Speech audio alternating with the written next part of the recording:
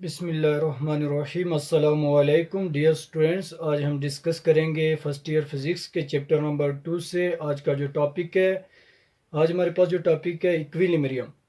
तो बॉडी कब इक्विलिब्रियम में होती है? When a body is at rest, जब बॉडी रेस्ट में हो, और moving with a uniform velocity, और जब यूनिफॉर्म वेलोसिटी के साथ मूव कर रही हो under the action of several forces.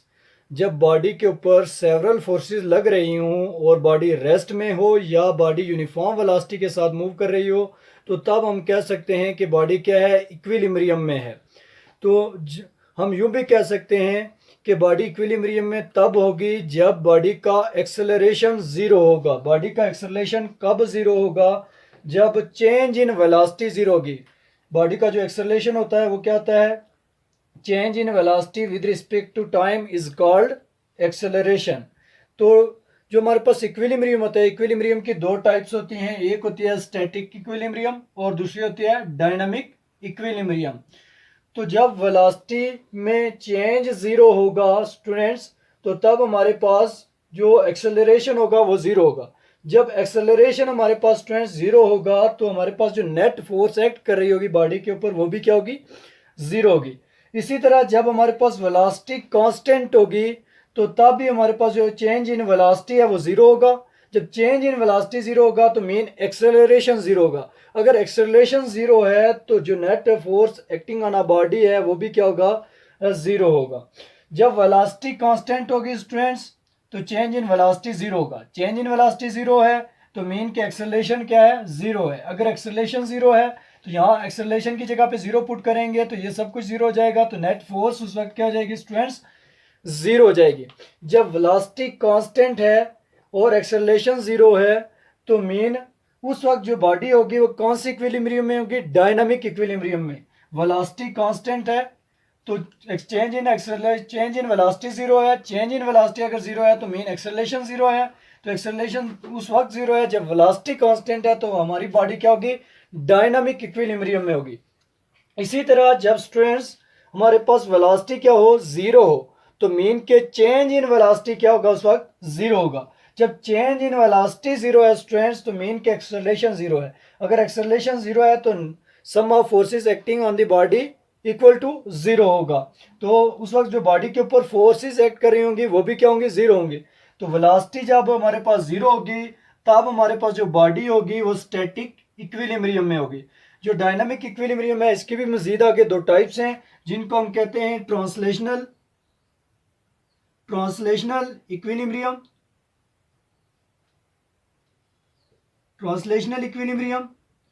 और दूसरी है हमारे पास रोटेशनल इक्विलिब्रियम।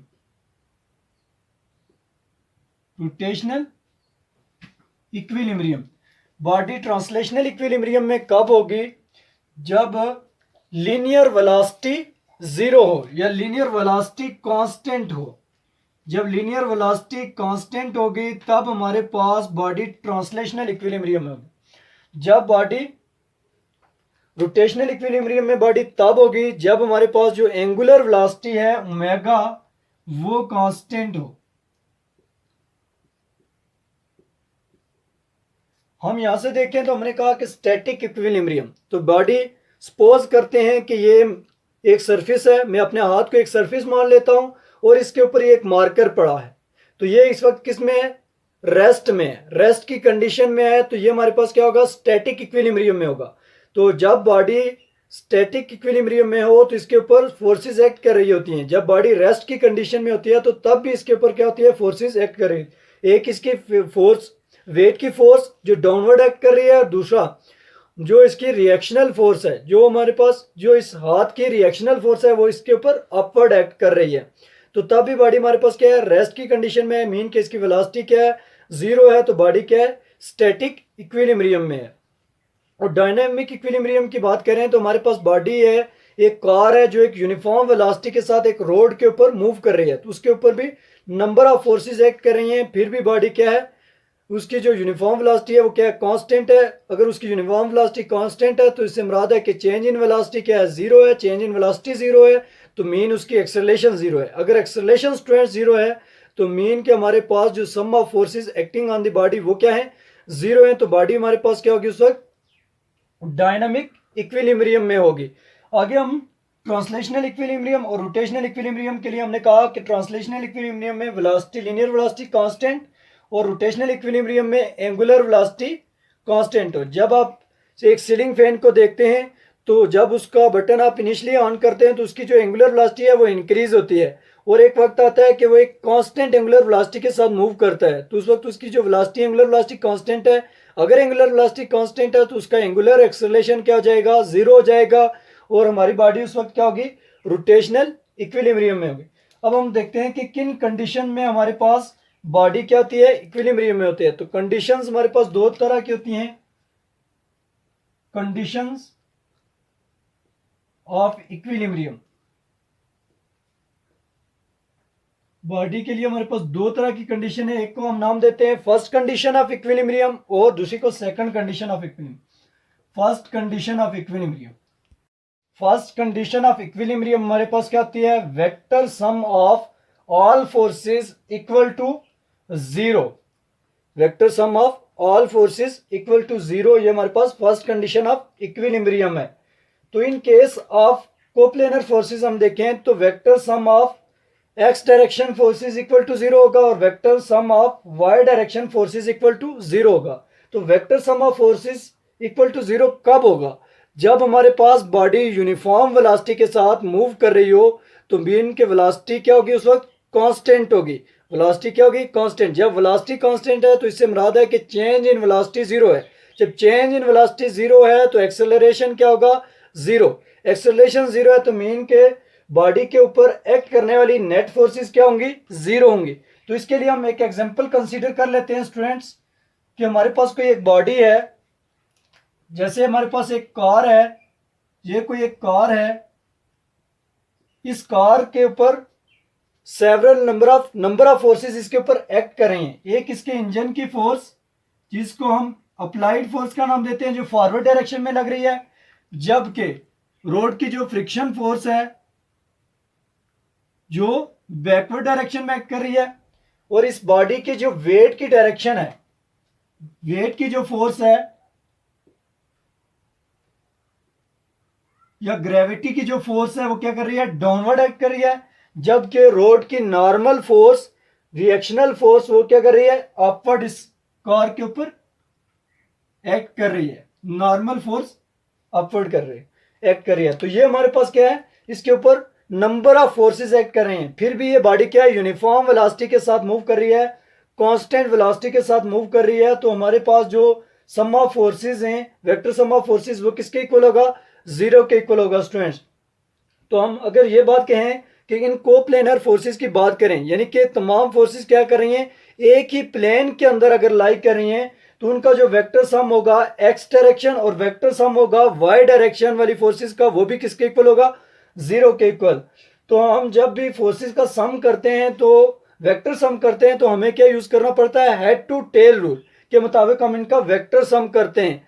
अगर हम वेक्टर सम करें एक्स डायरेक्शन वाली फोर्सेस का या वेक्टर सम करें वाई डायरेक्शन वाली फोर्सेस का, तो हमें एक बात ज़हन नशीन रखनी है कि अगर एक्स डायरेक्शन में जो राइट साइड के ऊपर फोर्स है उसको हमने पॉजिटिव लेना है, जो लेफ्ट साइड वाली फोर्स होगी उसको हमने नेगेटिव लेना है, जो अपवर्ड फोर्स होगी उसको हमने पॉजिटिव लेना है, और जो डाउनवर्ड फोर्स होगी वो क्या होगी, नेगेटिव होगी। अगर हम वेक्टर सम करें एक्स डायरेक्शन वाली फोर्सेस का, तो हमारे पास आ जाएगा students vector sum of X direction forces equal to, हमारे पास एक्स डायरेक्शन में राइट साइड के ऊपर जो फोर्स है वो क्या है, इंजन की अप्लाइड फोर्स है जो पॉजिटिव है, और बैकवर्ड लेफ्ट साइड के ऊपर जो फोर्स लग रही है वो फ्रिक्शन की फोर्स है जो नेगेटिव है, माइनस से उसको हम रिप्रेजेंट करेंगे फ्रिक्शन फोर्स।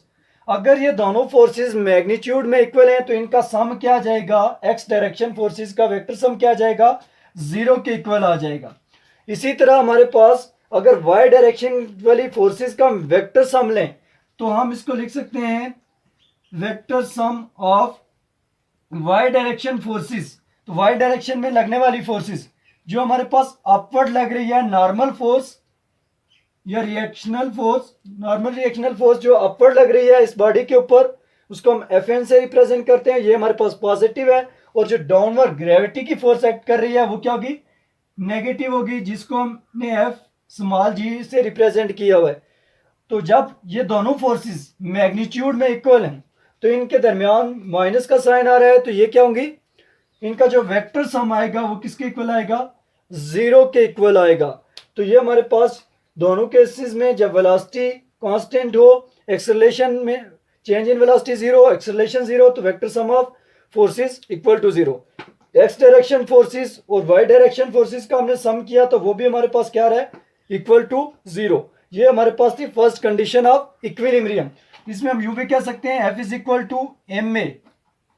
अगर हमारे पास क्या हो कि एम ए जीरो होगा तो हमारे पास क्या होगी, vector sum of forces zero होगी। एम ए से मुराद क्या है, बॉडी का मैस तो कुछ ना कुछ होगा, बट उसकी जो एक्सेलरेशन होगी वो क्या होगी, जीरो होगी। अगर एक्सेलरेशन जीरो है तो इससे मुराद यह है कि चेंज इन वेलोसिटी क्या होगा, जीरो होगा। चेंज इन वेलोसिटी जीरो है। अगर चेंज इन वेलोसिटी जीरो है तो बॉडी के ऊपर नंबर ऑफ फोर्सेस जो लग रही हैं उनका सम भी क्या होगा, वेक्टर सम भी किसके इक्वल होगा, जीरो के इक्वल होगा। अब हमारे पास नेक्स्ट है सेकंड कंडीशन ऑफ इक्विलिब्रियम, जिसमें हमारे पास होता है vector sum of all forces acting on a body equal to zero. Vector second condition of equilibrium की बात करते हैं। Second condition of equilibrium, second condition of equilibrium की स्टूडेंट्स बात करें तो जहां पे होता है vector sum of all torques equal to zero, कि वेक्टर सम जो टॉर्क का होता है वो जीरो के इक्वल होता है। इसको हम सेकंड कंडीशन ऑफ इक्विलिब्रियम का नाम देते हैं। इसके लिए भी हम एक एग्जांपल कंसीडर कर लेते हैं। एक पार्क में आपने देखा होगा ये एक वेज है, इसके लिए हमारे पास ये कोई बॉडी है जिसका मैस क्या है 10 kg। मैस से वेट में जाना हो तो हम लिख सकते हैं W is equal to M G. तो मैस कितना है इसका 10, और जी हमारे पास सपोज कर लेते हैं कि ग्रेविटेशनल एक्सेलरेशन जिसकी वैल्यू क्या है 10। अब इन दोनों को मल्टीप्लाई करें तो 10 को 10 से मल्टीप्लाई किया तो क्या आ गया 100 न्यूटन। ये हमारे पास वेट की वैल्यू आ गई है। अब हमारे पास ये ही एक बंदा एक बंदा ये यहाँ पे अगर बैठे तो ये क्या करेगा, एंटी क्लॉकवाइज डायरेक्शन में मूव करेगा। अगर इस बंदे को यहाँ पे बिठा दिया जाए तो ये क्या करेगा, इस डायरेक्शन में क्लॉकवाइज डायरेक्शन में मूव करेगा सीसा। अब अगर यहां से हम सपोज कर लेते हैं कि हमारे पास ये जो टोटल लेंथ है यहां से लेकर यहां तक ये अगर 10 मीटर है तो ये हमारे पास एक्सिस ऑफ रोटेशन है। और इस बंदे को अगर यहाँ पे बिठाया जाए तो इसकी फोर्स, इसको हम अगर F2 का नाम दें तो ये इस डायरेक्शन में एक्ट करेगी, ये बॉडी इस डायरेक्शन में मूव करेगी। अगर इस बंदे को इस डायरेक्शन में यहाँ पे बिठाया जाए तो इसकी फोर्स F1 अगर इसको माना जाए तो ये इस डायरेक्शन में मूव करेगी। यहाँ से लेकर यहाँ तक का डिस्टेंस अगर हम रिप्रेजेंट करें L1 से, और यहाँ से लेकर यहाँ तक का जो डिस्टेंस है इसको अगर हम L2 का नाम दे दें तो हमारे पास यहाँ पे अगर बैठेगा तो ये क्या करेगा, क्लॉकवाइज घूमेगा। अगर यहाँ पे बैठे तो ये एंटी क्लॉकवाइज। अगर दोनों एक तरतीब के साथ यहाँ पे बैठ जाएं तो ये बैलेंस भी हो सकता है। अब अगर हम बात करें कि एंटी क्लॉकवाइज टॉर्क की, तो टॉर्क हमारे पास क्या आती है, मोमेंट आर्म इनटू फोर्स। तो मोमेंट आर्म इनटू फोर्स हमारे पास क्या होती है, टॉर्क L1 और यहाँ पे F1। और क्लॉकवाइज टॉर्क की बात करें स्टूडेंट्स तो क्लॉकवाइज टॉर्क हमारे पास आ जाएगी L2 इंटू F2। अब हमारे पास स्टूडेंट्स यहाँ पे है, जब यहाँ पे बंदा बैठा तो ये क्लॉकवाइज घूमेगा, ठीक है। तो force, line of action of force ये है, और ये क्या हमारे पास पिवट पॉइंट है, ये एक्सिस ऑफ रोटेशन। यहाँ तक का ये जो डिस्टेंस क्या है ये मोमेंट आर्म कहलाएगा। L2 से हमने इसको रिप्रेजेंट किया हुआ है। ये टोटल 10 है तो उसमें से ये क्या होगा, हाफ है, तो ये क्या आ जाएगा 5 आ जाएगा। तो L2 की जगह पे उसकी वैल्यू पुट कर लेंगे 5। F2 फोर्स कितनी है 100 न्यूटन, मल्टीप्लाई करेंगे 100 के साथ तो हमारे पास क्या आ जाएगा स्टूडेंट्स, ये 5 मीटर था और ये 100 न्यूटन फोर्स, तो यहां से आ जाएगा 500 न्यूटन, साथ क्या आ जाएगा मीटर। यही टॉर्क की यूनिट है। क्लॉकवाइज टॉर्क आ गई 500 न्यूटन मीटर। इसी तरह यहाँ पे अगर हम स्टूडेंट्स वैल्यूज पुट करते हैं, यहाँ पे जब बंदा बैठा तो यहाँ पे ये बॉडी क्या करेगी, एंटी क्लॉकवाइज डायरेक्शन में मूव करेगी। यहाँ से लेकर ये line of action of force है और ये एक्सिस ऑफ रोटेशन है। ये जो परपेंडिकुलर डिस्टेंस होगा ये हमारे पास क्या कराएगा, मोमेंट आर्म। तो मोमेंट आर्म को यहाँ पे हमने किससे रिप्रेजेंट किया हुआ है, L1 से। और ये टोटल 10 मीटर है और 10 में से ये हाफ है तो ये क्या आएगा, 5 मीटर। तो इसकी वैल्यू पुट कर ली 5 मीटर। और F1 जो फोर्स है वो कितनी है, हमने ये फाइंड की हुई है 100 न्यूटन। यहाँ पे पुट कर लेंगे 100 न्यूटन। जब इन दोनों को स्ट्रेंथ मल्टीप्लाई करते हैं तो ये आ जाएगा 500 न्यूटन मीटर। तो क्लॉकवाइज टॉर्क भी कितनी आई, 500 न्यूटन मीटर। और एंटी क्लॉकवाइज टॉर्क भी कितनी आ गई, 500 न्यूटन मीटर। जब इन दो टॉर्क का हम वेक्टर सम करते हैं, वेक्टर सम ऑफ टॉर्क, तो हमारे पास क्या जाएगी, anti clockwise torque, anti clockwise torque plus clockwise torque, clockwise torque plus नहीं आएगा, माइनस आएगा, क्योंकि इससे पहले हम पढ़ चुके हैं कि जो एंटी क्लॉकवाइज टॉर्क होती है उसको हम प्लस लिखते हैं और जो हमारे पास क्या होती है, क्लॉकवाइज टॉर्क होती है उसको हम नेगेटिव लेते हैं। तो ये एंटी क्लॉकवाइज टॉर्क प्लस में आ गई और क्लॉकवाइज टॉर्क क्या होगी, नेगेटिव। तो यहाँ माइनस का साइन आ जाएगा। अब हम इसकी वैल्यूज को यहाँ पे पुट कर लेते हैं स्टूडेंट्स। तो vector sum of torque equal to anti clockwise torque हमारे पास कितनी है जी, 500 newton metre minus anti clockwise जो क्लॉकवाइज टॉर्क है वो क्या है, 500 न्यूटन मीटर। अब इन दोनों को हमने क्या किया, सब्ट्रैक्ट किया। 500 से 500 को हमने सब्ट्रैक्ट किया तो हमारे पास क्या आ गया, 0। तो हमारे पास सेकंड कंडीशन आ गई, vector sum of all torques equal to 0। जब बॉडी की सेकंड कंडीशन सेटिस्फाई होती है तो उस वक्त जो हमारे पास जो बॉडी होती है वो क्या होती है, रोटेशनल इक्विलिब्रियम में होती है। जब फर्स्ट कंडीशन को बॉडी सेटिस्फाई करती है तो हमारे पास जो बॉडी होती है वो क्या होती है, ट्रांसलेशनल इक्विलिब्रियम में होती है। अगर हमारे पास कपल ऑफ फोर्सेस एक्ट करें तो तब हमारे पास क्या होता है, तो हम इसके लिए एक एग्जांपल कंसीडर करते हैं एक रिजिड बॉडी की। सपोज करते हैं स्टूडेंट्स कि ये हमारे पास कोई एक रिजिड बॉडी है। इस रिजिड बॉडी का ये पिवट पॉइंट है। अगर इसके ऊपर एक फोर्स ये एफ एक्ट कर रही है और एक फोर्स इस डायरेक्शन में एक्ट कर रही है, तो एक फोर्स को हम पॉजिटिव लेंगे और एक फोर्स को हम नेगेटिव लेंगे। तो इसकी वजह से जो बॉडी में टॉर्क प्रोड्यूस होगी वो क्या होगी, डबल प्रोड्यूस होगी, क्योंकि ये दोनों फोर्सेस एक दूसरे को सपोर्ट कर रहे हैं। ये भी बॉडी को इधर रोटेट करवाने की कोशिश, ये फोर्स भी बॉडी को इस तरफ रोटेट करवाना चाहती है, तो इसमें डबल टॉर्क प्रोड्यूस होगी।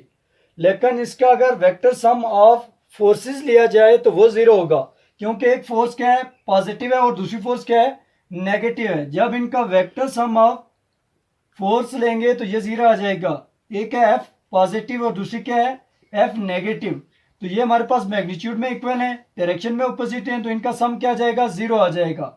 तो यहाँ पे हमारे पास फर्स्ट कंडीशन तो सेटिस्फाई हो रही है कि vector sum of torque force is equal to 0 आ रहा है। बट हमारे पास जो वेक्टर सम ऑफ टॉर्क होगा वो इस केस में 0 नहीं होगा, बल्कि इस केस में जो टॉर्क होगी वो क्या होगी, डबल होगी। अगर टॉर्क डबल है तो हमारे पास सेकंड कंडीशन सेटिस्फाई नहीं हो रही है। जब एक कंडीशन सेटिस्फाई होती है और दूसरी कंडीशन सेटिस्फाई ना हो तो बॉडी कंप्लीट इक्विलिब्रियम में नहीं होगी। बॉडी कंप्लीट इक्विलिब्रियम में कब होगी, जब दोनों कंडीशन सेटिस्फाई हो।